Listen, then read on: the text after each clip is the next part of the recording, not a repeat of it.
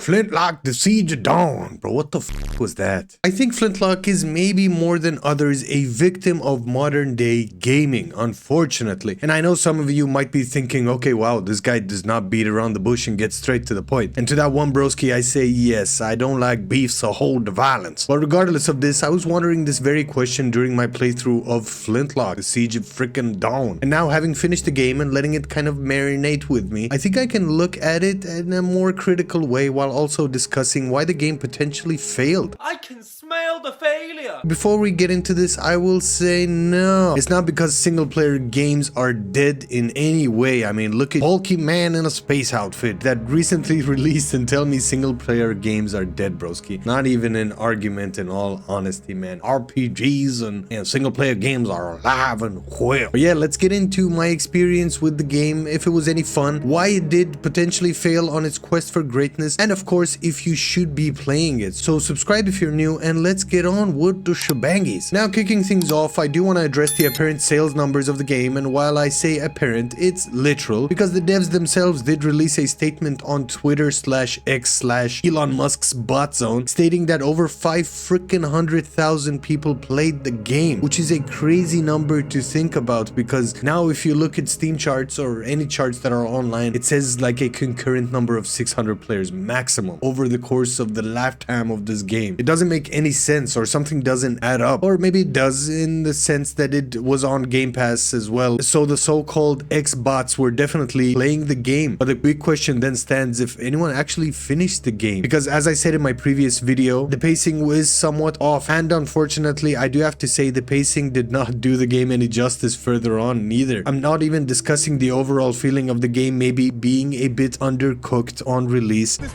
which we'll get into in a little bit, but in my previous video, I did mention having played the game for around 6 to 7-ish hours without fighting a single boss. To then literally, after releasing the video, I went back to the game and boom, I fought literally every freaking boss in the game in the space of like 3 hours. And then the credits rolled, which was an insane like rush through the game. Where the first half of the game is more of this somewhat semi-open world RPG, where you get to at least see something else apart from just the story stuff, like you get to meet other people, get new gear and learn how to upgrade equipment and search for items to upgrade said equipment with. I hope that I said that right. And all that Souls-like, or in this case Soulslite shebangis. And while it does still somewhat hold true in the second half of the game, the story just felt way more emphasized once you finished the first kind of world or region, and the second part of the game just felt more like a boss rush than anything else. Now even though the first half of the game did feel like a proper deep RPG, or the start of one, where you get new gear and weapons and you have this intrigue in seeing what more the game possibly gives you and what you might find in the world of Dawn, but man, I did not find any reason to first find any additional gear or even change weapons in the game, because the basic flintlock that you get early on at the start of the game, oh bro, once you upgrade that, it works perfectly fine, even better than most of the other weapons you find. The fire axe you find early on as well, man, just upgrade that. Everyone's weak to fire in this game, so it works perfectly fine. As you progress in the game, you get some shoulder pads as well, and one maybe or a few gloves to put on one arm, and I think maybe like 1 or 2 helmets. So yeah, not a lot of gear. But what was maybe more disappointing for me was the fact that the game just gives you 0 reasons or even incentives to change gear at all. Even the crystals you can put on your adorable friend Enki's head seemed like all of them just work just as well as the other ones, and they just boil down to personal preference rather than any kind of utility, broski. And it's such a shame because the combat is well and truly a lot of fun throughout the whole experience, and this really is the standout kind of performer in Flintlock Siege of Dawn. The boss fights do tend to maybe end up being more of a rhythm game of sorts, as they only have a few moves that they have in their choreography, and they are very clear to read, so you're just basically repeating the same buttons in a rhythm to whittle the enemy health bar down to then trigger a cutscene and further yourself in the game, of course. And this brings me to the first reason that I think Flintlock is a victim of modern day gaming, because what starts off as this very promising premise, art and story just gets rushed through, because you can't help but feel that the devs were either rushed to finish this game or they had someone breathing down the back of their neck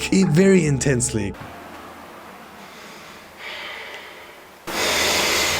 second half of the game, man, it's a completely different experience than the first half, regardless of the fun gameplay. You can't help but feel that they had a deadline to meet or just straight up ran out of money, which I have to be very honest with, and it happens sometimes. And it's such a shame again, because what makes it like way worse is the fact that the base game and how it plays, like the moment-to-moment gameplay, it's super fun, and I can't get past that fact. I did enjoy the game overall, but not because of anything else but the actual gameplay and the fighting in the game. And then once you get going, boom, the game is over. You get credits, and now you gotta just sit there in all of the post-game depression that happens.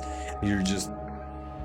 But I just wish they had continued with the game as they did at the start. Like, even with the skills in the game, which all look cool and have their uses, contrary to what I did say in the original video, which you should definitely be checking out after this one. Link is right there, of course. But you don't unlock almost any of them until the last third of the game, where you just get big chunks of XP.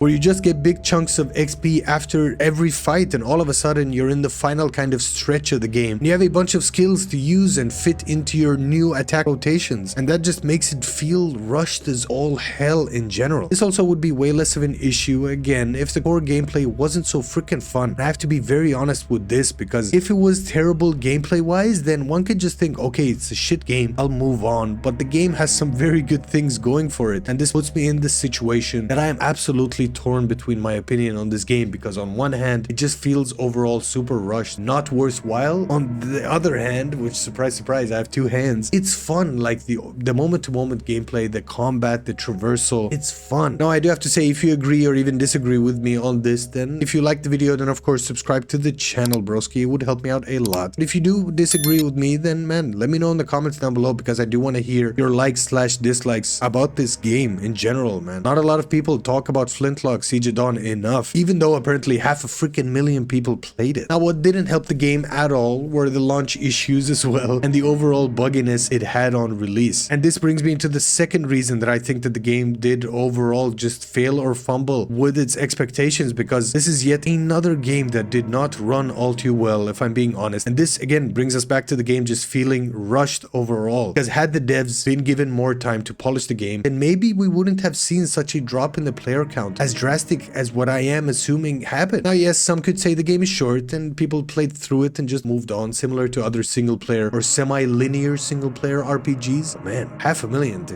freaking 600, that's crazy. But playing this game highlights the issues with modern day gaming in general, and that's the cocktail of games costing just a gazillion dollars to make for players with unreal expectations, to devs just being rushed to release an unfinished game, to then go on this redemption arc, or at least try to, and rinse and repeat, broski. More and more games release unfinished, and Flintlock is no different to that case. But in any case, it does bring me back to the original question that we like to ask on this channel, and that's, is the game fun? And to that, man, I have probably never been this torn about recommending or not recommending a game. Man, I really have to be honest with the fact that the game is just fun to play, and I can't get past that fact. I'm really heated on this topic because again, man, the core is good, the concept is awesome, and the gameplay is on the better side of Souls-like games or Souls-like games, or whatever you want to call it, as the game just doesn't feel unfair in general, but it just feels just challenging enough to keep you on your toes. The main character as well, and Enki, who is adorable, seem like cool people overall, so on paper this game is a guaranteed success. But for some reason, once players got their hands on it, radio silence. It was crazy how no one's talking about this game, and it released this year, I think this year, hopefully. Please do check this. I kind of feel bad for some games releasing, man, this year especially, because some of these have so much freaking potential, and then the devs kind of just watch as the game fumbles it all, and then by the time they actually go back and fix the issues in the game and make it the game that they originally wanted to make, players have already moved on, and the game just ends up further and further down the infinite backlog of games for gamers. I have repeated this already multiple times in this video, but man, Flintlock at its core is a good game, but there's so much on top of it that is just frustrating to play through. Like the fact that once you realize that the core is good but the shit around it is not, oh man, such a frustrating experience to have in the game. I do think it overall deserves more credit at the end of the day, because it does do a lot of things right, even with its faults and shortcomings. Now maybe if the game hadn't built such a hype around it to the point where no matter what the end product would be like, it would still have failed. But don't be surprised if this game shows up in future videos discussing underrated gems of 2024 or RPG games that people should definitely be checking out, or other videos like that, broski. But hey, these were only my thoughts of the game, and this was me rambling on for hopefully 10 minutes, so I hit that magical mark on YouTube. But I do want to hear your thoughts on this game and this video in general, man. Let me know in the comments down below what you think of Flintlock. What caused it to fail? I really want to know your opinion on this topic down below in the comments, man. Subscribe if you liked the video. Of course, if you made it this far, you might as well join the group of broskis that is the Gimme the Cash channel, man. Count the money. In any case, I hope you guys have a great day wherever you're from, whichever time of day you watch this at. I've been your broski. I don't really know how to end this video, so here's a meme that I think of while editing this video, man. Hasta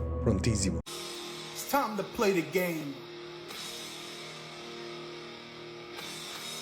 Time to play the game.